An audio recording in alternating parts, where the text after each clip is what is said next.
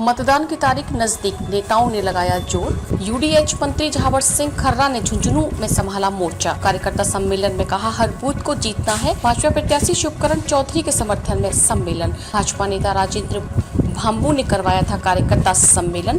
देर रात तक डटे रहे गाँव ढाणियों से आए भाजपा कार्यकर्ता, सभी ने मिलकर लगाया नारा, अब की बार 400 पार। पहले चरण के चुनाव को अब बस 3 दिन बचे हैं। इसके बाद वोटिंग होगी और प्रत्याशियों का भाग्य ईवीएम में लॉक हो जाएगा। मतदान की तारीख नजदीक आते ही नेताओं ने भी जोर लगाना और तेज कर दिया है। इसी क्रम में प्रदेश के यूडीएच मंत्री झावर सिंह खर्रा ने झुंझुनू में मोर्चा संभाला। बीती रात को भाजपा नेता राजेंद्र भाम्बू के संयोजन में झुंझुनू विधानसभा क्षेत्र के कार्यकर्ताओं का सम्मेलन हुआ, जिससे यूडीएच मंत्री झावर सिंह खर्रा, लोकसभा प्रत्याशी शुभकरण चौधरी, पूर्व जिलाध्यक्ष पवन मामंडिया, हरिराम रणवा और मुरारी सैनी समेत अन्य भाजपा नेताओं ने संबोधित किया। इस मौके पर यूडीएच मंत्री झावर सिंह खर्रा ने कार्यकर्ताओं से कहा कि अब 19 अप्रैल तक का सोना और ना ही लापरवाही करनी है। हर बूथ को जिताना है। बूथ और पन्ना प्रमुख अपने दिए हुए दायित्व में जीत का संकल्प लें और डोर टू डोर जाकर भाजपा के पक्ष में मतदान करवाएं। इस मौके पर उन्होंने कहा कि जो कार्यकर्ता विधानसभा चुनावों में हमसे अलग हो गए थे, वो भी अब परिवार में वापस आ गए हैं।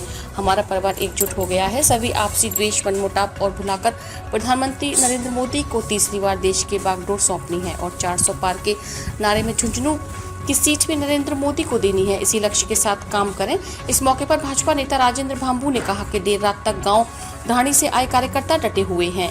यही इस बात का परिणाम है कि झुंझुनू में जीत की हैट्रिक लगेगी और नरेंद्र मोदी तीसरी बार प्रधानमंत्री बनेंगे। उन्होंने कहा कि प्रतिद्वंदी प्रत्याशी की वंश परंपरा से सर्वाधिक दुखी झुंझुनू विधानसभा क्षेत्र है, लेकिन अब की बार लोकसभा चुनाव में जनता सबक सिखा देगी। इस मौके पर बड़ी संख्या में भाजपा नेता मौजूद रहे। इस मौके पर पूर्व प्रधान कैलाश मेघवाल, पूर्व जिलाध्यक्ष सुभाष शर्मा, महिला मोर्चा जिलाध्यक्ष सरोज सिवरण, शिवकरण जानू, अरुणा सिहाग, पूनम चौधरी आदि मौजूद थी। झुंझुनू लोकसभा क्षेत्र में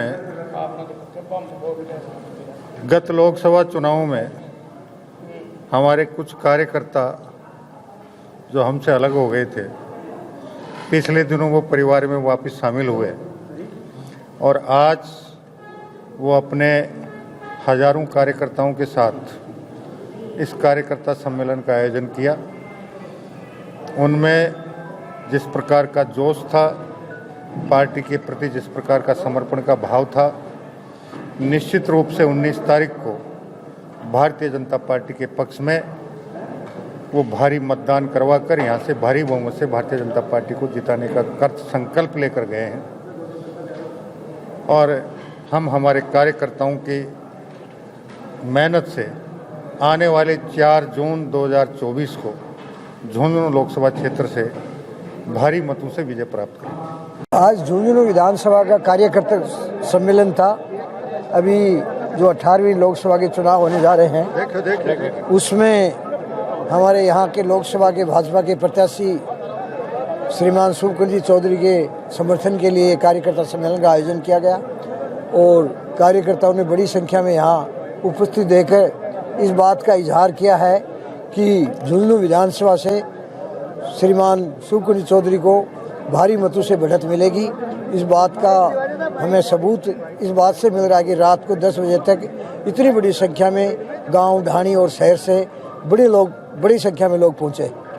ऐसा है कि प्रतिद्वंदी तो एक वंश परंपरा को आगे बढ़ाने के लिए हर बार चुनाव लड़ने आ जाते हैं।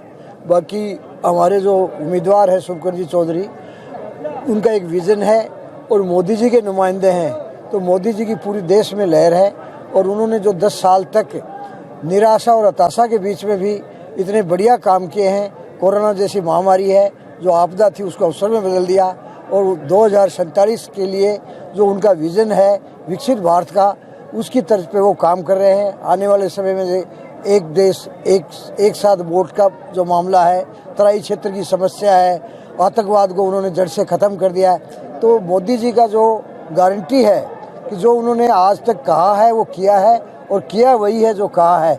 इसलिए निश्चित रूप से भारतीय जनता पार्टी का परचम लहराएगा और झुंझुनू लोकसभा में भी सकारात्मक रिजल्ट आने की पूरी संभावना है। शुभकरण चौधरी भाजपा के यहाँ जो उम्मीदवार हैं भारी मतों से विजयी होंगे।